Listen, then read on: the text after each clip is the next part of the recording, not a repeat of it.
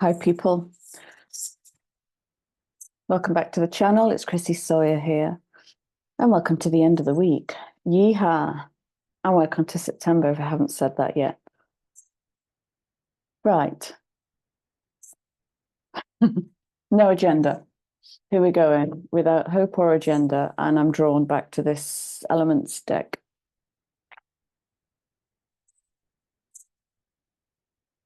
And I gotta say, this card fell out and I put it back in because it just didn't feel right twice, and it's come out for the third time. So first hitter, we have Pluto, plutonium. Okay. The altering, change-making, transformative element that can utterly destroy.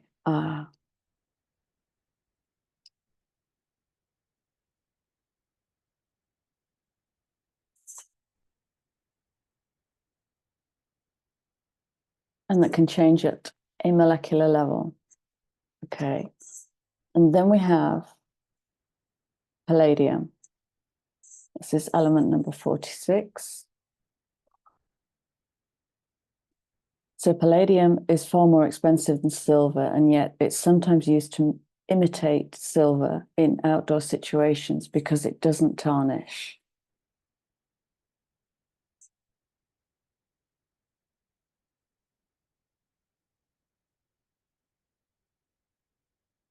Which speaks to a kind of elemental truth. It's the story stripped bare from the emotions, the story stripped bare from programmed paradigms. It's like the distillation of truth that becomes incorruptible.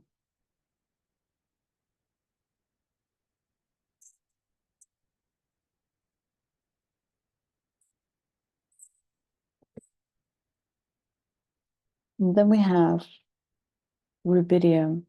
That's pretty. Coming in on that 37.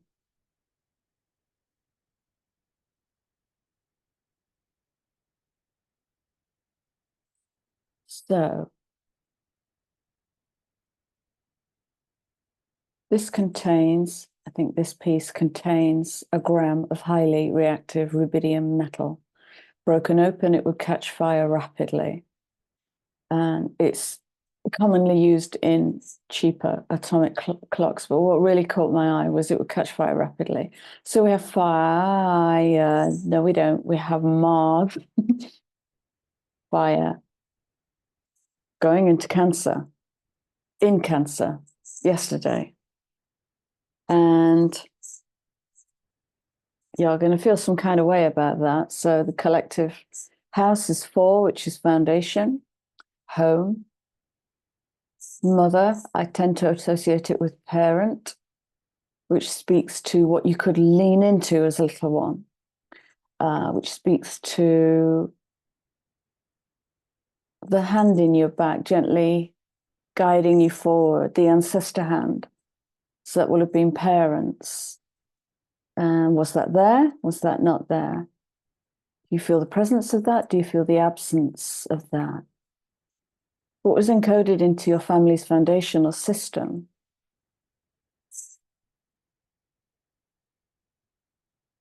So we have Pluto reworking that last degree to get ready for its ingress into Aquarius, but it's just breaking down that last degree of Capricorn.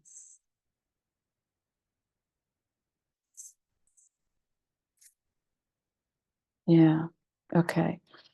And next we have strontium, which is often thought of as radioactive because it's a compound of nuclear fallout, but normal strontium is not radioactive. It's actually used in household products, such as Dayglow paint. So there's a beautiful polarity in there of it is capable of coming out of a nuclear explosion. So something will happen to strontium in that plutonium transformation to turn it radioactive. And so I think with this Mars in Cancer, and I may speak to it again, I think it's going to be quite a big story emerging because Mars will go retrograde towards the end of this year for at least the first quarter, if not the first half of next year. And that's going to be a kind of, it's like this holding of the fire, or a frustration at wanting to move, push, activate. So, and I'll read more about that. I sense I'll do another reading about Mars. It's this, yeah, yeah. So I'm just being told it's a personal planet, but it's going to speak to the collective. It's going to speak to the bigger picture because of what it's going to be aspecting. So, and then we have silicon, and I'm going to read the words, but I'm not really interested. But this to me looks like a relic.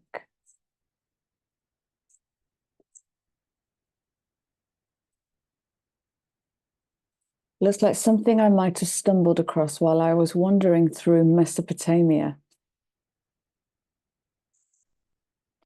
The first stage of silicon refining produces this irregular blob. After additional purification, the silicon is grown into large single crystals to be cut into wafers, after which computer chips are etched onto the surface.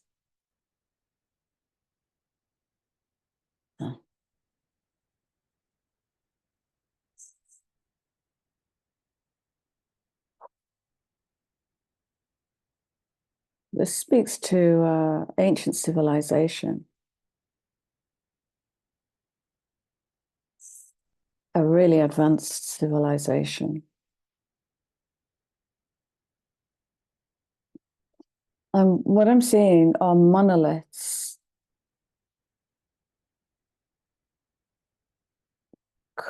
carved like a circuit to bring light in and create a vibration and a frequency. And there's many of them. It's like a super collider. I sense we used to have the technology to do that just through symbolism, keys.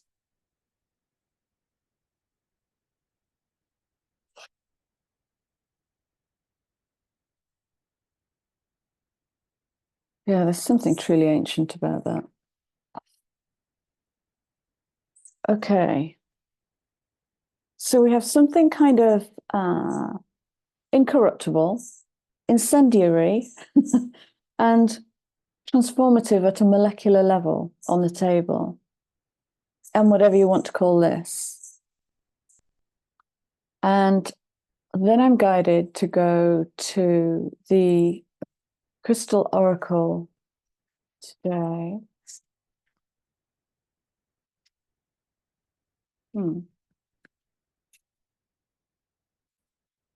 Oh, okay. So I'm just getting a message just to, as a plaything, just push your energy field out, right out.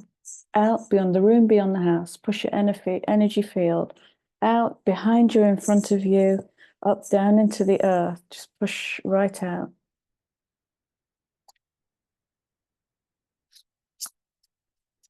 Claiming your space.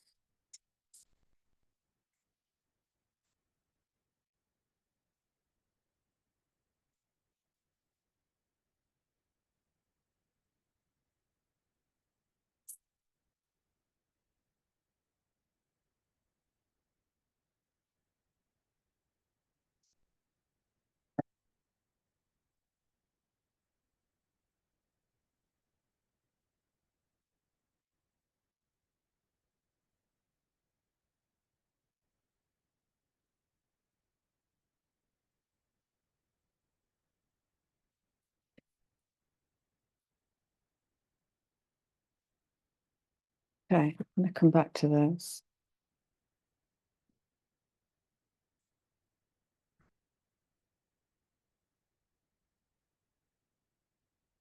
Mm.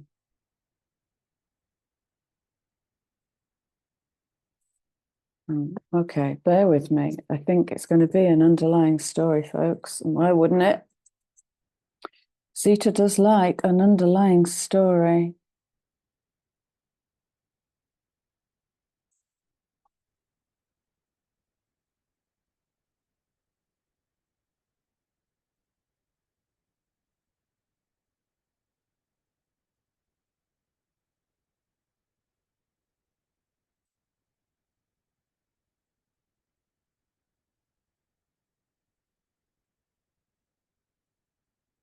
Yeah, definitely. Oh, Lordy.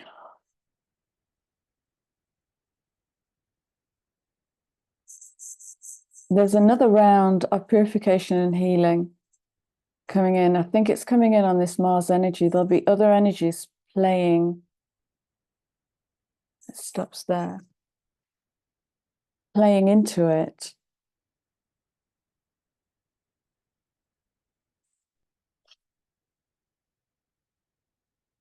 And so we start with the mirror of self, and I sense what's going to get kicked up in the rubble is the stuff that we haven't yet taken ownership of and might be a bit blamey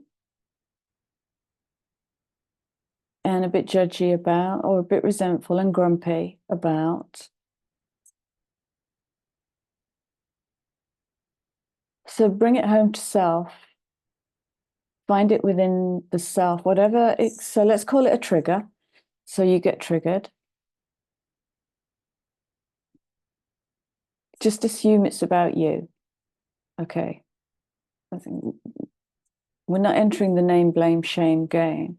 Just assume it's there for a reason. It's presented at that precise moment in time because it's for you. So where does that land within me? Okay. I remember the systemic sentences, and that thing in you I'm judging is that thing in you I can't yet look at. Or that thing in you I'm judging is that thing in me I'm getting ready to take ownership of. Okay. There's some really super high vibes coming in with these messages, hence the expansion in the energy field. Just makes it easier. Okay, so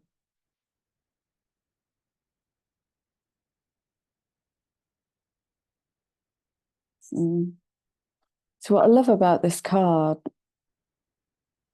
is that 16 is bringing in the change. It's bringing in the tower.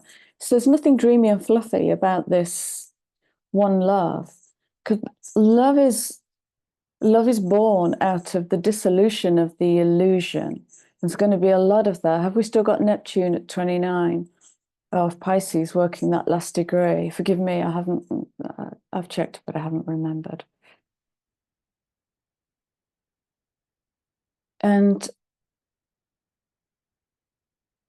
let's not make the mistake of associating love with feel good, strokes and squeezes and hugs. Love serves the highest collective of all, and needs to cause chaos. It's feeling very high. There's some really super high dimensional energy coming in, and we have Ganesh coming in. So we talk about the incorruptibility of whatever it was, palladium. And the soul is, I always liken the soul to gold because it's incorruptible. You can drop it in the sea for 2,000 years and it will still be gold. So it's that distilled truth, the incorruptible truth. There's something else that wants to come with that. I'll switch to another deck in a minute. You know, remember the big picture. Virgo wants us to now birth into the world what we've been birthing within. So changes of beliefs and values and who we are in the world. And who we are in the world is wedged into that Cancerian fourth house. It's part of our foundation. So this is going to speak to all relationships. When we find ourselves within, we stop looking out there, which changes every relationship that has supported us so far along this journey, given us the thing we couldn't quite locate within.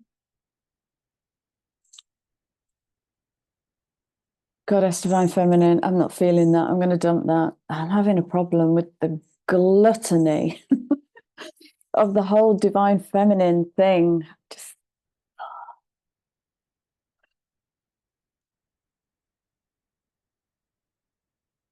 so anhydro is where there's a little water bubble in a crystal. You can get anhydro moldavite, and this looks like amethyst. So this is speaking to emotional cleansing. It's coming in on that 26, that 26-8 wants the karmic in alignment. So stop swallowing words is what I hear. If the truth is within you and you're not birthing it, own the fact that you're kidding yourself, or own the fact, I'm going to lie to myself because I didn't quite bring it. Because until we can bring it, we need to own the little stage where we can't quite bring this yet. Own that, bring love to that, and the next step will move you forward. Otherwise, it becomes this destination addiction. I want to do that. Okay, what's stopping you? I want to do that. Okay, you keep putting it over there. Bring it here. Now, what's stopping you? Now, I guess the energizer will be Mars too. So that's going to get behind, Mars is going to get behind the argument.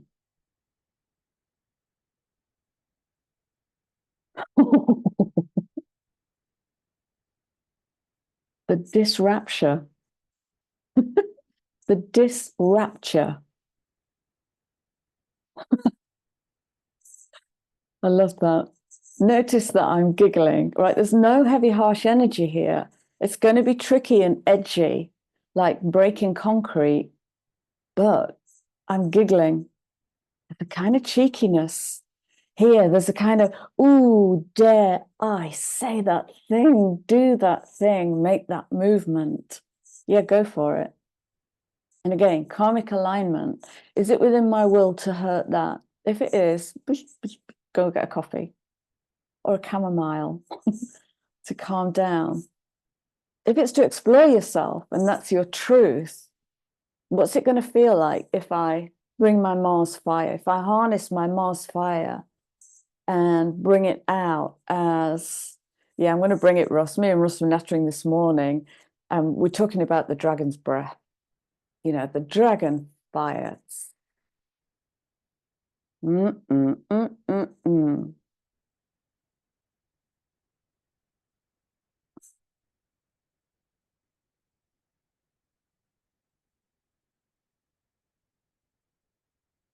Mm. Temporal shifting. I'm so sorry for the picture quality. There is zero light today. It cannot decide what it wants to do. If it wants to just be a bit grumpy and mardy and grey, doesn't really want to rain. It can't be bothered to rain. It can't be bothered to storm. Just this heavy lumpen cloud.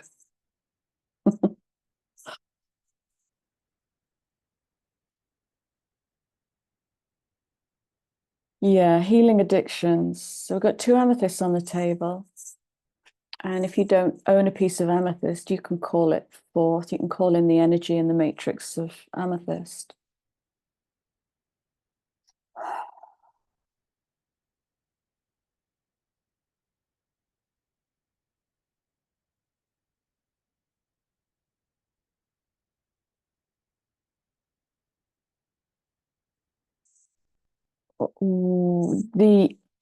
The energy of this, I can barely speak to this. I'm going to drop my voice because this feels like an aspect of self that is so far hidden in the shadows.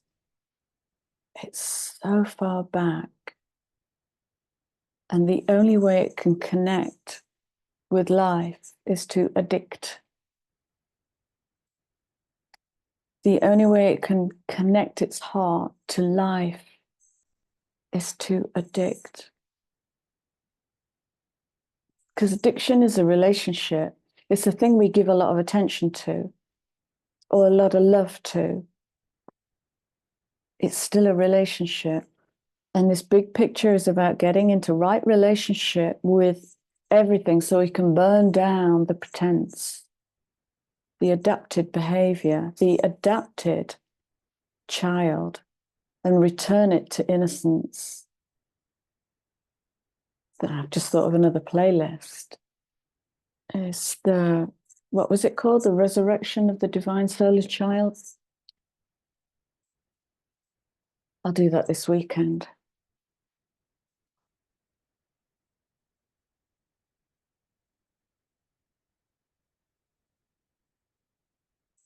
Okay.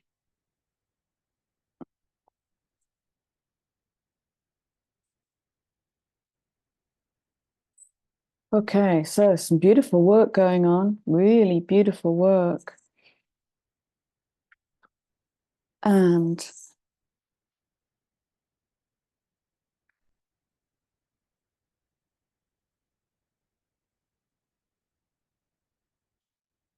stack is it? Let's just see what comes in it. It is this stack.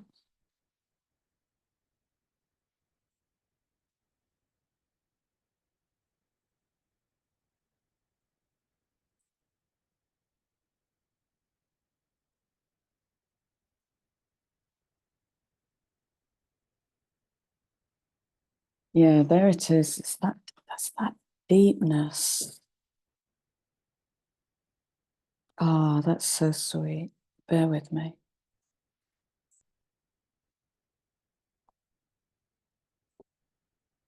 So healing addictions is speaking to remove. So half the planets are in retrograde. And during retrograde times, we tend to nudge ourselves into the deep wounds, or we become more deeply challenged to kick up enough dust. And there's some words here that really connect to this, to the part of the self that's so far back. And I feel it in deep in the heart, deeper still. Catch your drift, ratify reality, the celestial songbird. And it's like that part that moves to addict, to join, is the part of the child that can't sing, that feels completely alone. See, yeah, it feels forlorn. That's the word. It's forlorn.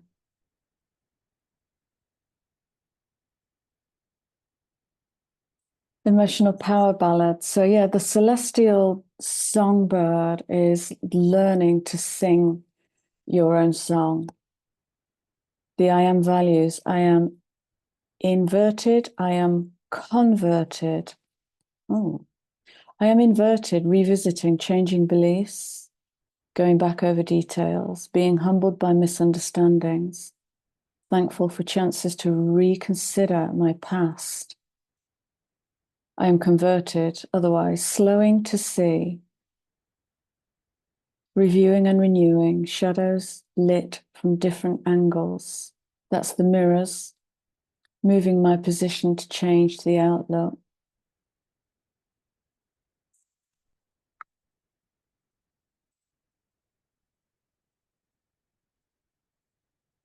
Yes, conscious of the time. Is the time conscious of me? Underlying, yeah. Neptune, ancestral reverberations. So, and there is, did I see? So we have Akashic records here. Coming in on that one is that rebirthing of, yeah, that's followed by new inspiration and self-healing. So we're clearing out the Akash.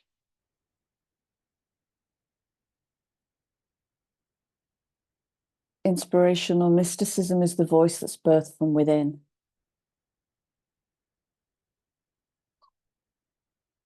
I am fogged, I am clear. Okay, so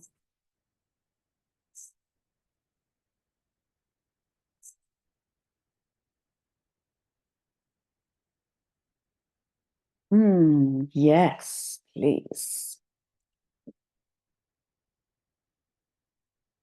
Black Moon astrology. Okay, closing messages then, please.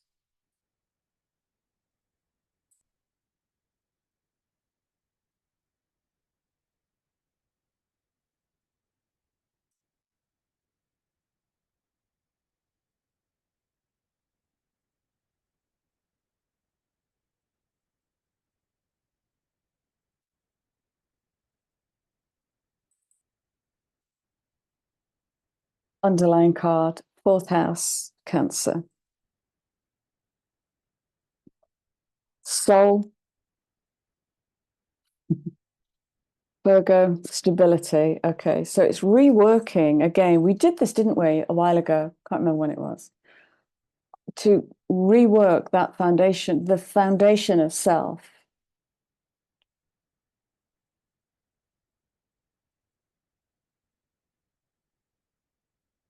And that's the difference in being who you were raised to be and who you came here to be.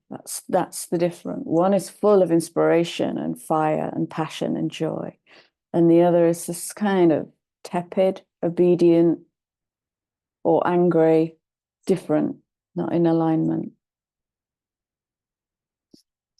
Oh, that's a lot. That's a lot. We don't need those. Chiron, Aries, first house of self, and we're looking to rebuild our foundation.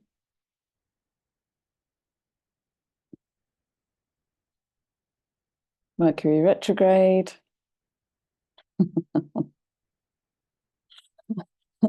Oh, Jupiter, that's a lot to think about. Okay. It might feel like a lot to think about. I actually had a message from my lot this morning. So I just bought myself the poshest journal I've ever seen. It's utterly luxurious. And I haven't picked it up yet. And I'm noticing I haven't written in that yet. So I got a very clear message this morning. It's going to feel like a lot. And I'm not sleeping well, so my head's probably full of gook. So I'm going to start writing. Provocation. You'll feel it in the frustration. Or you might just wake up angry. Get it out and onto paper. Or get it out and into hands and make it kinetic. Or dance. Dance is amazing. I had a good old dance this morning. Oh, okay. Is there something else? I didn't even realize I'd picked that up. Pushing your way in. Interesting. I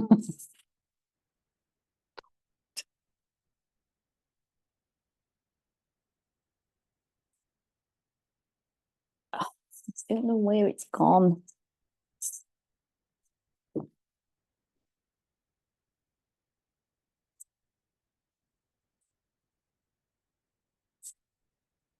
Did I just see that? Right, okay, so mm, mm, right. Martians. Oh, gorgeous. Oh, that's gorgeous. Inner martial drumming. I've got to say, after my most recent initiation, which I can't even speak to, while I was integrating, actually incarnating, while I was incarnating, the only thing that remotely grounded me is when I oiled my drum. So once every year or two, I oil my drum.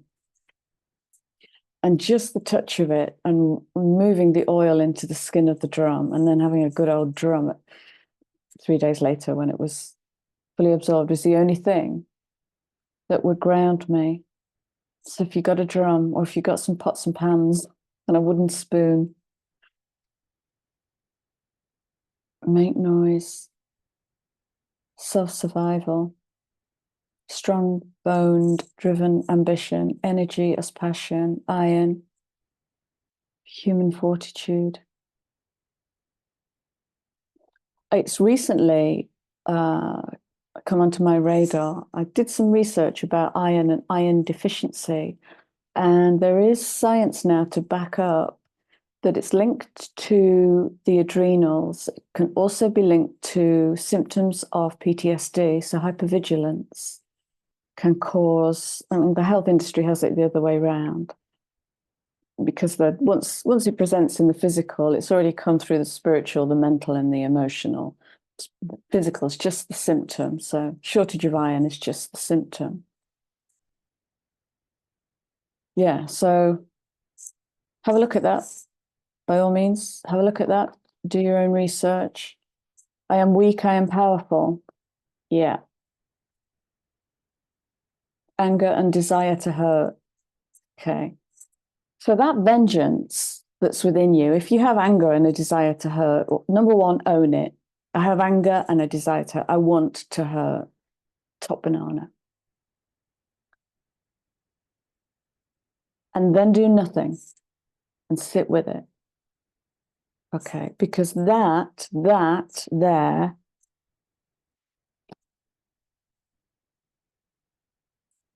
is where we go to comfort seeking. And that is all over the radar at the moment. So food is coming up as an issue. Distracting is coming up as an issue. And it's when we get into that grit, and Mars is certainly going to pull us into that grit.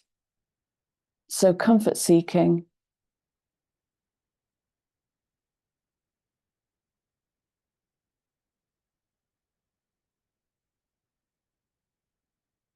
Yeah. Yeah, beware of that. I am valueless. I am worthy. So worth directly links to addiction.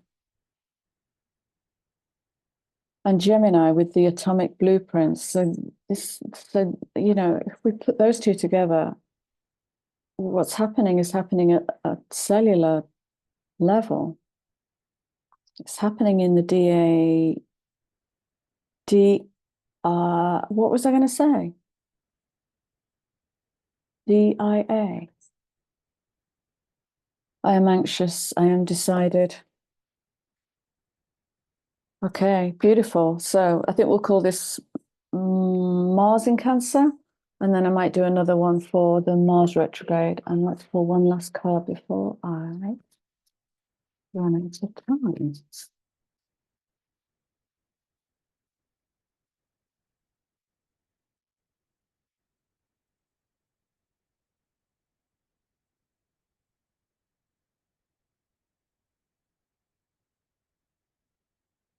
Turning point. And we're building into the turning point because we are approaching eclipse. We're in eclipse tunnel energy.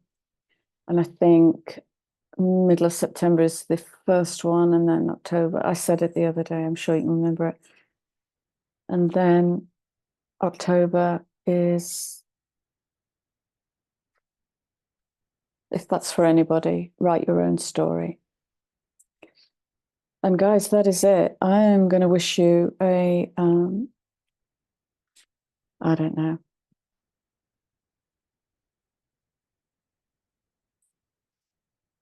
What can we say about Mars? Well, yes, it is, isn't it? 333. Okay, it's worth mentioning. So a few videos ago, I shared a personal journey that happened with the Saxons and revealed a different kind of human being, primordial human being with just no pathos. It's such a beautiful blueprint for a human being. And these were soldiers, and that happened on the